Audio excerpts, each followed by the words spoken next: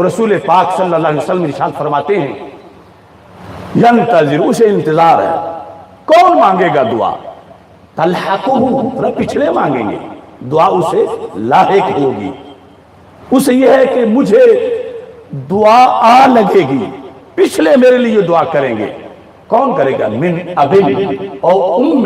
او اخن او صدیق، یہ چار لفظ ہمارے آقا علیہ السلام نے بولے کہ قبر والے کی اگر ماں زندہ ہے تو اسے انتظار ہے میری ماں دعا کرے گی، باپ زندہ ہے اسے انتظار ہے میرا باپ دعا کرے گا، بھائی زندہ ہے اسے انتظار ہے میرا بھائی دعا کرے گا،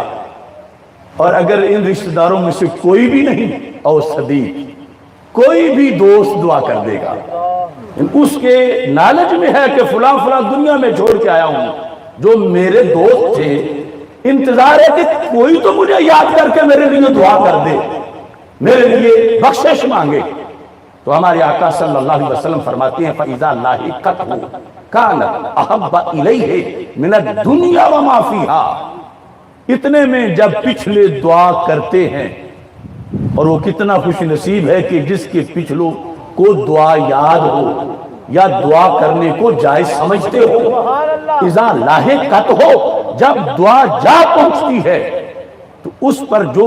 مرتب ہوتی ہے چیز، میرے نبی علیہ السلام نے وہ بھی بیان کی، فرمایا کانت احب الیہ من الدنیا وما فیہا، دعا پہنچتے ہی وہ قبر والا اتنا خوش ہوتا ہے، اتنا خوش ہوتا ہے کہ اگر دنیا میں ہوتے ہوئے اسے پوری کائنات کے خزانے دے دیے جاتے تو پھر بھی اس کو اتنی خوشی نہ ہوتی جتنی وصال کے بعد پچھلوں کی دعا پہ خوشی ہوتی ہے۔